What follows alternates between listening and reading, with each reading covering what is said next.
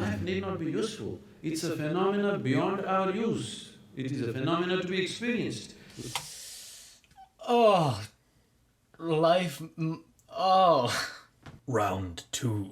Neuroscience versus mystic. Fight! I'm thinking we literally just go. Oh my gosh. Bang. How can it be turned into an enterprise? That's all they're interested in. You know what this is? This is a wrong way to approach science, because science is a fundamental need within a human being wanting to know. It's the nature of human intelligence. It is not something that somebody made up. It's not a bunch of scientists who made this up. This is a fundamental need within human intelligence wanting to know. It is the nature of a human being, if he sees something new, he wants to know what this is, whether it's a small thing or a big thing. So to continuously sustain that wonder, that sense of wanting to know, is the basis of science and mysticism. It is only the fundamental approach is different in the sense, science is trying to achieve everything through physical means, by taking physical quantities, going by the physical laws. But physical is like the peel of the fruit, it has no purpose of its own. The peel is useful only as a protective layer to the fruit. Once the fruit is eaten, peel goes to the trash can. See, right now, Jeez. the fruit is inside. So this body is very important. We have to feed it, we have to decorate it, we have to dress it up, we have to pamper it in so many ways. Tomorrow morning if the fruit is gone, nobody is interested in this body anymore. Nobody wants to transact with this anymore. Only because there is something else inside, body is such great significance. Once this is gone, what is this? This is just like a fruit peel. People want to get rid of it at the earliest. At least in America they dress it up. In India, within 4 hours you must get rid of the body, that's the rule. Okay, what… I'm at the point, and where like, if you're watching Sadhguru a lot and you're getting into the work, it's like, this all just makes sense, but you could have never come up with, or at least I could have never come up with, such a simple analogy like that. So, bang, just like that. And it makes so much sense. It's funny, it takes your mind and it just like leads you logically to a place beyond logic somehow. I feel like that's what Sadhguru does at times, and it's… I don't know how he does it. I genuinely don't know how he does it. It's interesting to think that you know, like as a brain scientist on the other side of this conversation, Yeah. you're thinking like, well, the fruit itself is only possible because of the peel. You know, like the I or the self, whatever it is made by the brain or whatever. Interesting to think that when you die, the brain, all these organs, they're still here. You know? Yeah. It's just freaky how like life can leave something Yeah. beyond me. Yeah. Right now, the fundamental flaw in this approach is, though it's produced phenomenal results in terms of well-being for us, comfort for us, convenience for us, the kind of comfort and convenience we're enjoying, no other generation ever has known on this planet. This is a fruit of science or technology rather. In spite of that, will it lead to human well-being? That's a question mark. Comfort and convenience will come, but will well-being come? That's a question mark, because if you look back on the humanity, let's say 100 years ago or 1,000 years ago, how people were and how people are you today, are you more joyful than them? Are you more blissed out than them? So, are you more blissed out than previous generations? It's not true. We're in much more comfort, but we are not in much more joyful states or pleasant states within ourselves. Or in essence, our well-being or the fundamental quality of our life has not changed, though the physical quality of our life has changed like unimaginable proportions in the last 50 years. So, we are trying to approach everything through physical means. If you go through physical means, you will hit that glass wall somewhere. I think, in my perception, I'm not a scientist, I don't know all of it, but in my perception, I think the physicists are near the glass wall. They might not have hit it, they're near. that's the unknown question, right? We have no guarantee how far we'll get in science. And we may run by glass wall. I assume you mean we run to a place where we say we can't go further. Where the present faculties will not be good enough. The present faculties of five senses and a brain will not be good enough. That we hit a long time ago. So for example, things like quantum physics, you can't understand it, but you can write it down in equations that make predictions accurate out to 14 decimal places. So we think it's pretty good, and we can build new things out of it, that we can see things much smaller and much farther away than we ever could before. We understand the wondrousness and the subtleness of everything around us much better than we did before.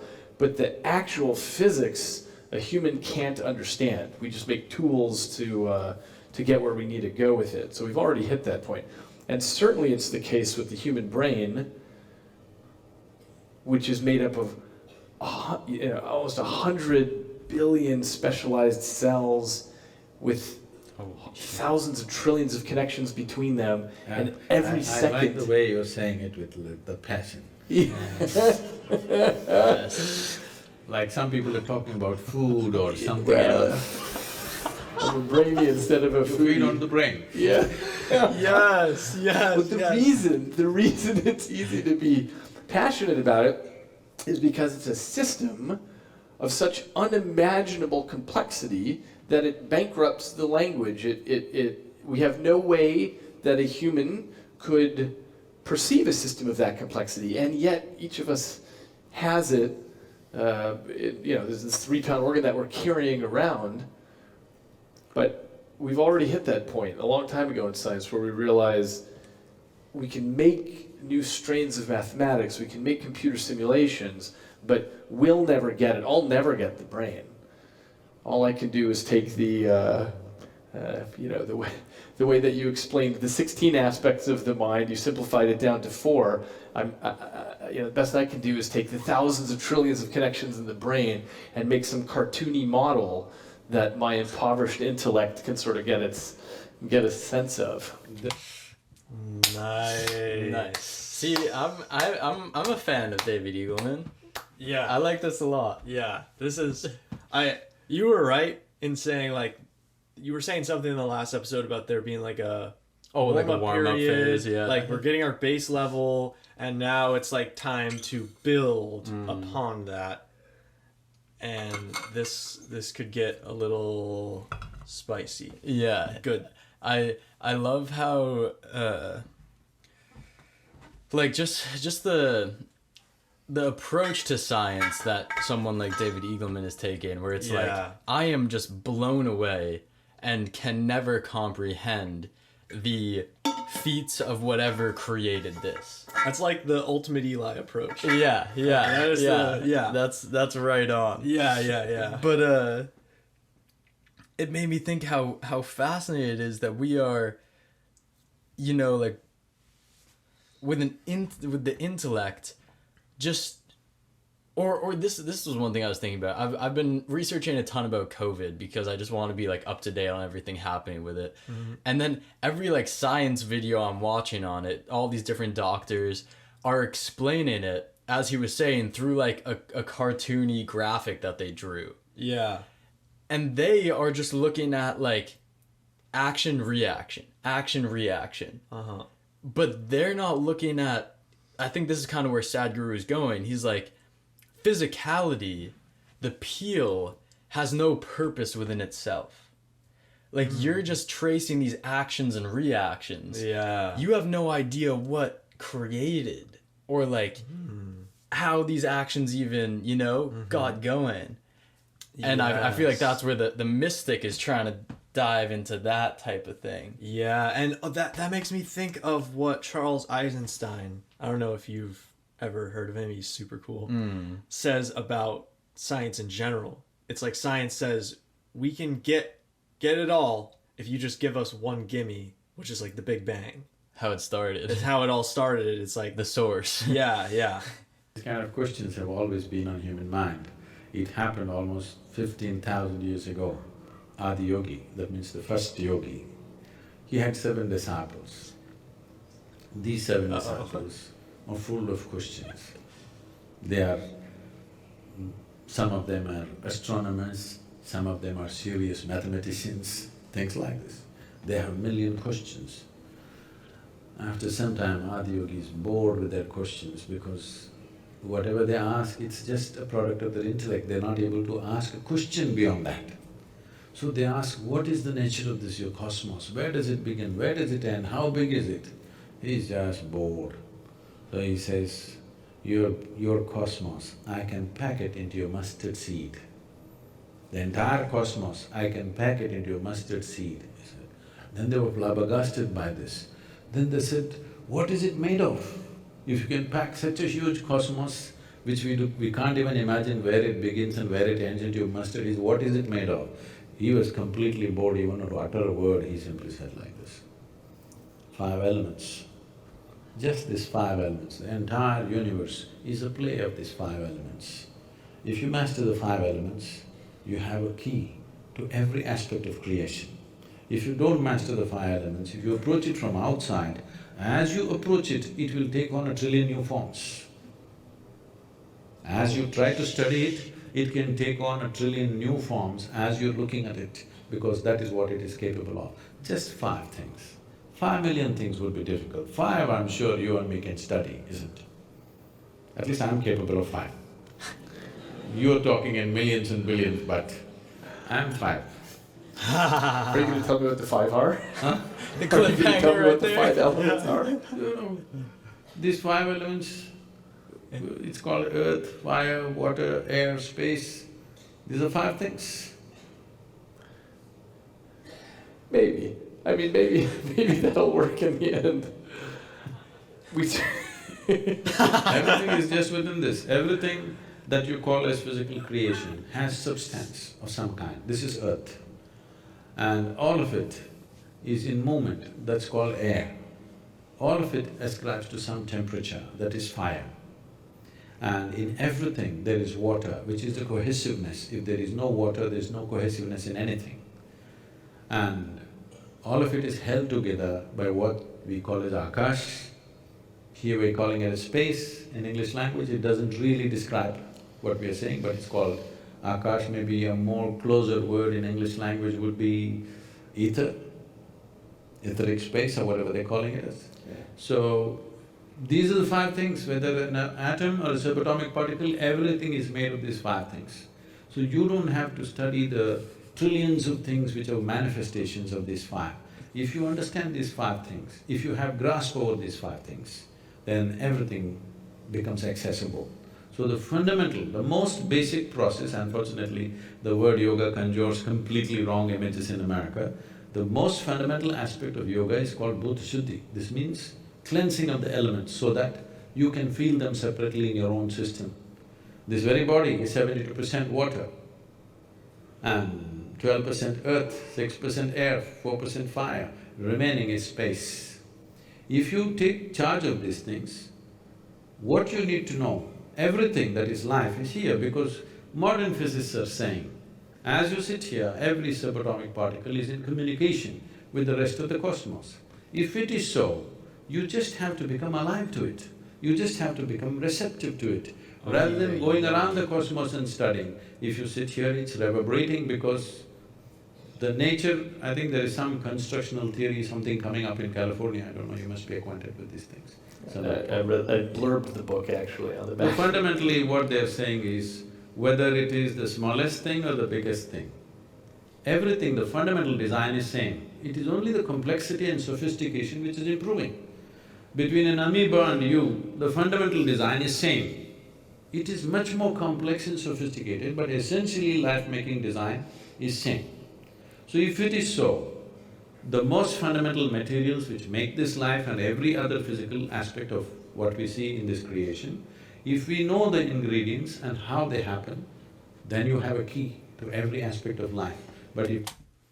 Whoa. That was a lot. Makes me think that this yogic process is kind of as an analogy, the difference between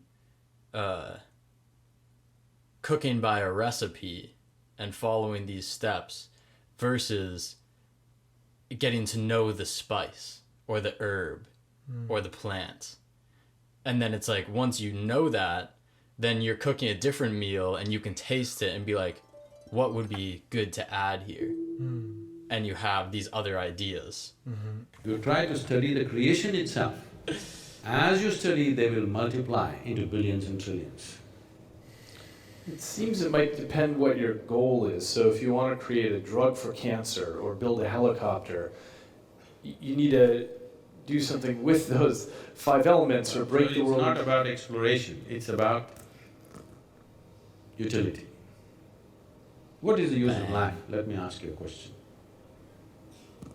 I would love to know. I've wondered that question. And I get it that science isn't getting me there. I mean, I've been in science my whole adult life, but I don't know. I get much more towards that question when I read literature, which was my first love before I went to science. So I take the point that science doesn't help me on that front at all. What would you say? I've wondered what the point is. What is the point of No, life? when we're looking at everything as, see right now, Cuts to Osho, there is no goal.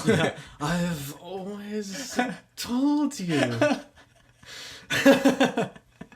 There is no goal.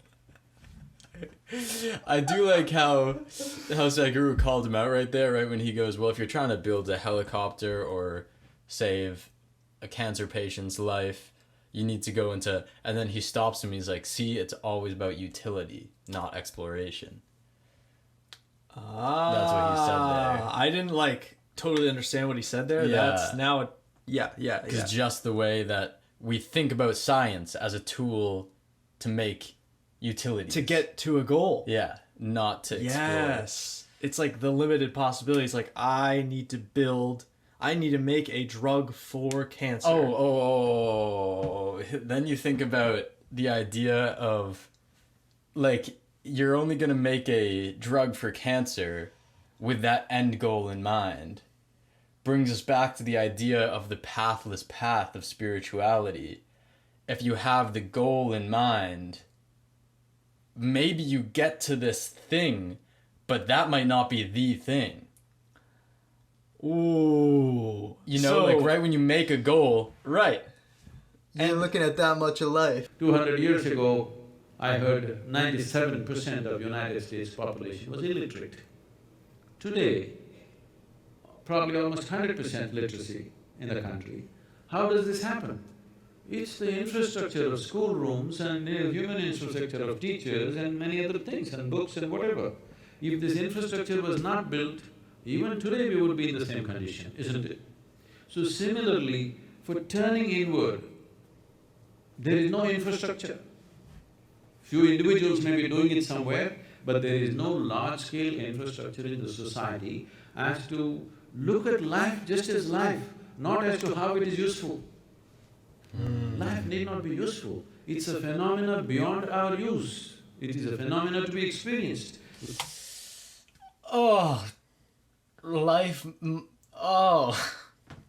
Life must not be useful. Like, it doesn't have to be useful. How much of the time, for me personally, that when I'm interacting with a person, especially if I'm doing something at the time, and they're not really doing something, I'll be like, why aren't you doing something right now? Why aren't you making use of your time, becoming something, creating something? And it just this constant pressure of what are the uses? What are the uses? At least that's what I always feel. Yeah. And I think that is one of the things. I've had this discussion with one of our roommates who is that to the extreme. He's got lists on lists. Yeah. But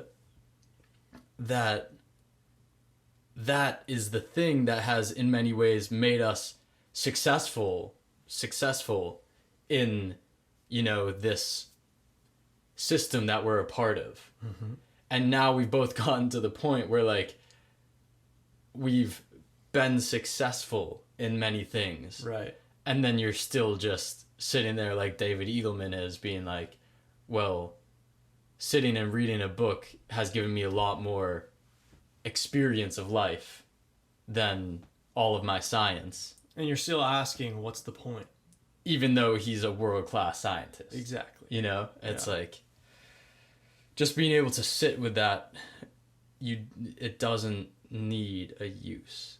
Like, it is here to be experienced. Yeah. I was able to first feel into that with when I first started listening to Ram Dass and would hear him say, like, he'd just, like, be at the end of a point and he'd just pause and he'd go, nothing to do, nowhere to be. And all of a sudden it just, like, started sinking in.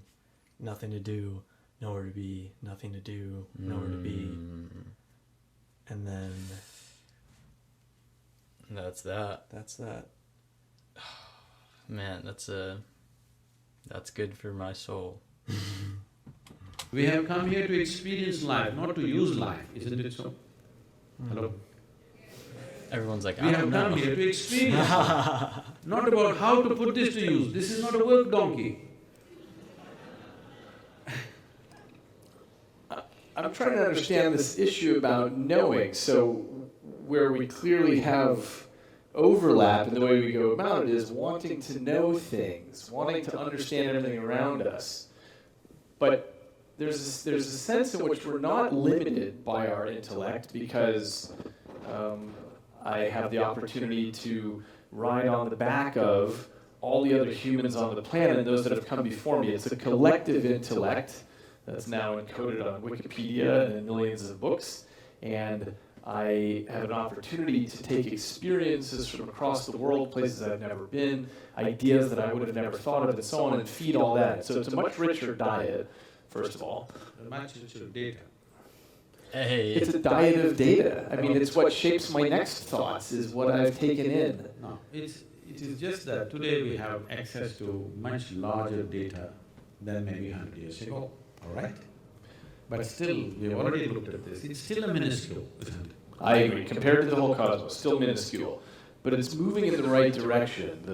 The unslakable thirst for knowledge that humans have means that there's this ratcheting up each generation. So it's not that it is of course the case that I'm limited in my thoughts to the impressions that I've had, but I have a much bigger fire hose of impressions now that can build on the scaffolding of the generations before me, the things they've already figured out, so that I can start at the next level and But move start up. at the next level for what? Towards what end? That's a good question. I mean, it's toward the end of knowing in the way that science. pause. This is that wait, never mind. He clicks the space bar, goes, pause. I was gonna say the way that he is trying to answer this, rather than hearing that question from Sadhguru and pausing and being like, what is the point? But he's immediately trying to be like, there has to be a point. I need to back this up. What's my backup gonna be? I think it's the nature of the conversation. It's the nature of the conversation to, you have all these people watching, you have many more watching on YouTube or wherever, and if the ego says, if I don't have an answer to this right now, there's going to be headlines like, I've lost. neuroscientist gets destroyed by Yeah. a mystic, and so of course he's trying to come up with an answer. Dude, even all the title thumbnails on YouTube of other people doing this video, Yeah. like creating highlights or whatever, you'll always see neuroscientist versus Sadhguru. Right. And what I do think is beautiful about Sadhguru's page is that it's a conversation with the mystic. Yes. I like that. Why are we going, one has to win this battle? Yeah, there are. It's because it gets everyone's ego invested. Dude, that's all title thumbnails are on YouTube. Yes, Like, yeah. we've studied YouTube so much. And if you pay attention to the things you're clicking on, title, thumbnail, and be like, how invested is my ego in this click? Yes. How much conflict is the click creating in me? Like that's the biggest thing is like your emotion is piqued by the title thumbnail, and it's a good practice. Get Crazy. peaked by a thumbnail. keep scrolling. Stay stable. Yeah. Cares about knowing. So putting aside usefulness of technology, just the way that scientists ask questions. Richard Feynman, the physicist, said, science is like sex. Sometimes something useful comes out of it, but it's not why we're doing it.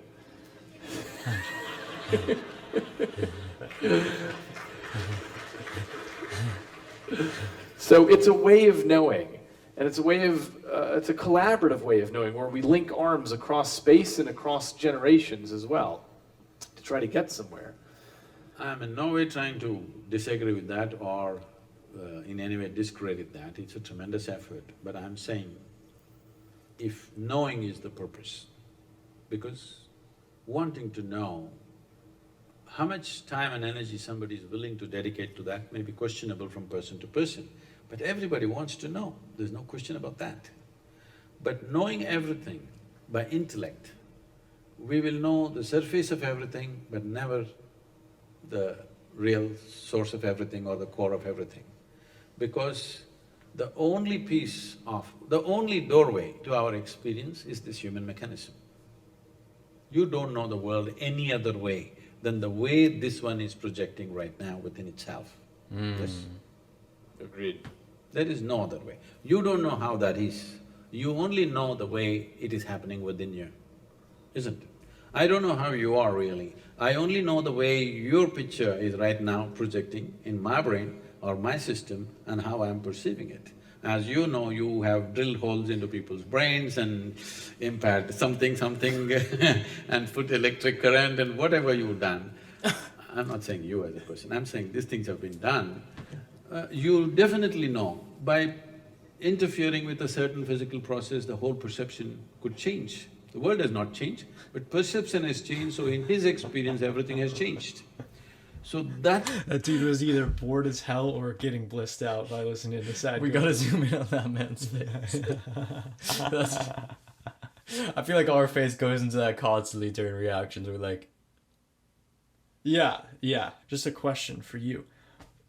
What is your… I would love to hear this. What is your reasoning behind watching all these videos? What is it doing for you? Where is it getting you? Yeah, what's the purpose behind it? Because that's been steadily changing for me, listening to these teachers. Yeah, so where are you at with that?